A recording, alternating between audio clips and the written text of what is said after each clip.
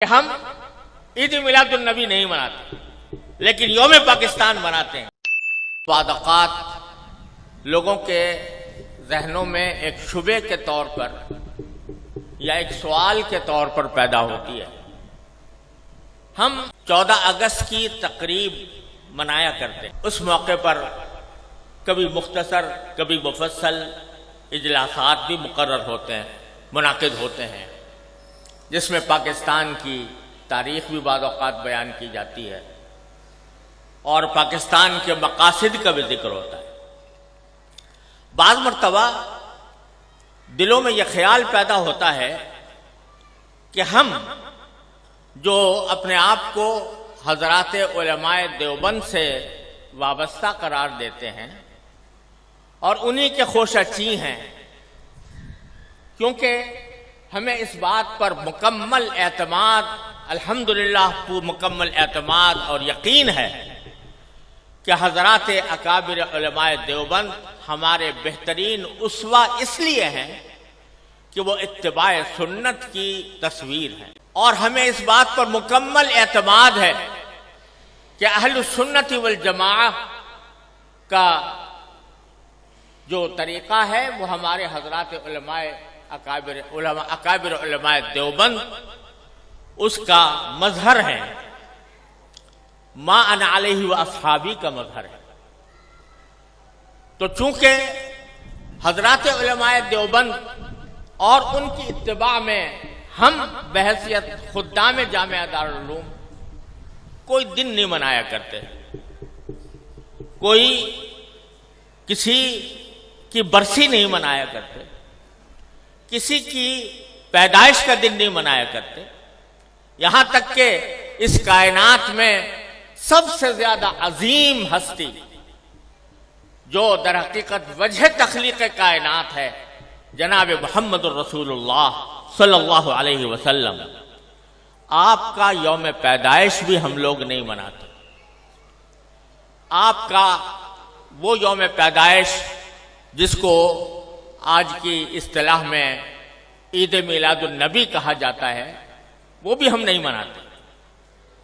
لیکن یوم پاکستان مناتے ہیں، 14 اگست کو یوم آزادی مناتے ہیں۔ تو بعض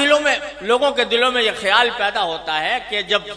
اگر دن منانا ہے تو سب سے زیادہ اس کے مستحق نبی کریم سرور دو عالم محمد مصطفیٰ صلی اللہ علیہ وسلم کی پیدائش ہے یا آپ کی یاد ہے جس کو منانے کے لیے کوئی تقریب منعقد کی جائے۔ کیا وجہ ہے کہ ہم عید میلاد النبی نہیں مناتے لیکن یوم پاکستان مناتے ہیں، آزادی پاکستان کا دن مناتے ہیں؟ تو میں اس کی وضاحت کرنا چاہتا ہوں کہ اس میں کوئی شک و شبہ نہیں ہے کہ اس کائنات کی تاریخ میں سب سے بڑا عظیم دن وہ تھا جس میں اللہ تبارک و تعالی نے اس کائنات کی ہدایت کے لیے جناب محمد رسول اللہ صلی اللہ علیہ وسلم کو مبعوث فرمایا۔ اس سے زیادہ عظیم دن انسانی تاریخ میں کوئی اور نہیں جس میں آپ تشریف لائے، لیکن آپ ہی کی تعلیمات اور آپ ہی کی سنت اور آپ کے جانثار صحابہ کرام کی سنت یہ ہے کہ انہوں نے کبھی نبی کریم سرور دو عالم صلی اللہ علیہ وسلم کا دن نہیں منایا، اور اس لیے نہیں منایا کہ اللہ تبارک و تعالی نے رسول کریم صلی اللہ علیہ وسلم کو اس لیے مبعوث فرمایا تھا تاکہ آپ کی ہدایت کی روشنی سے یہ کائنات منور ہو اور لوگ آپ کی تعلیمات کی اتباع اور پیروی کریں۔ آپ کی ذات والا صفات وہ ہر قسم کی رسمی کارروائیوں سے کہیں بالا تر ہے، اور حضرات صحابہ کرام جو آپ کی زندگی کے ایک سانس کے بدلے اپنی ساری زندگیاں نچھاور کر سکتے تھے، انہوں نے کبھی یہ دن نہیں منایا۔ جب انہوں نے جو کوئی چیز نہ منائی ہو اور انہوں نے اس سے اعتراض کیا ہو اور اس کے بجائے ساری زندگی اتباع سنت کی کوشش کی ہو، اس کو اگر ہم منانا شروع کریں تو دین کے اندر ایک اضافہ ہوگا، دین کے احکام میں ایک اضافہ ہوگا، اور دین کے کام میں کوئی اضافہ وہ بدعت کہلاتا ہے۔ من احدث فی امرنا ھذا فہو رد، تو وہ بدعت بن جاتا ہے، کیونکہ وہ ایک مذہبی معاملہ ہے۔ عید میلاد النبی مذہبی تقریب کے طور پر منائی جاتی ہے، مذہبی عید کے طور پر، عید کا نام اس کا رکھا گیا ہے، اور وہ مذہبی تقریب ہے۔ اور مذہبی تقریب اگر کوئی شخص مذہب کا حصہ سمجھ کر وہ بنائے گا تو دین میں ایک اضافہ ہوگا جس کا نام بدعت ہے۔ اس لیے ہمارے اکابر علماء کرام نے اس بنانے کا اہتمام نہیں کیا۔ جہاں تک یہ 14 اگست کا تعلق ہے، 14 اگست کے یوم آزادی کا تعلق ہے، یہ کوئی مذہبی تقریب نہیں ہے، یہ کوئی دینی اجتماع نہیں ہے، یہ دینی تقریب نہیں ہے، بلکہ یہ ملکی تقریب ہے، اور ملک کی آزادی کے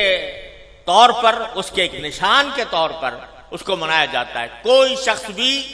جو اس کو منانے والا ہے وہ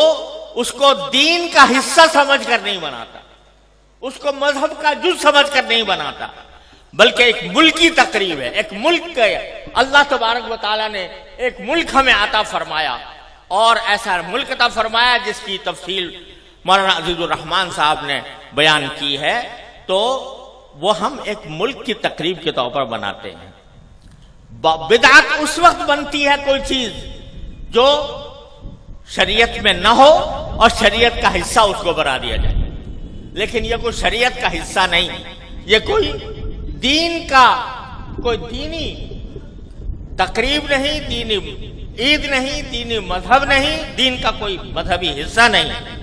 لہذا یہ ایک ملکی تقریب ہے۔ اور یہ ایسا ہے جیسے کہ اگر کوئی شخص اپنے گھر کے اندر کوئی کسی اپنے گھر کی تعمیر ہوئی اور اس تعمیر کے اوپر کوئی اجتماع کرے، کوئی دعوت کرے، تو یہ کوئی مذہب کی تقریب نہیں ہے، کوئی دین کی تقریب نہیں ہے۔ اسی طریقے سے ہم یوم آزادی پاکستان کا اس لیے مناتے ہیں کہ اللہ تبارک و تعالیٰ نے اپنے فضل و کرم سے یہ نعمت ہمیں عطا فرمائی تھی، اور ملکی تقریب کے طور پر اس کو منایا جاتا ہے۔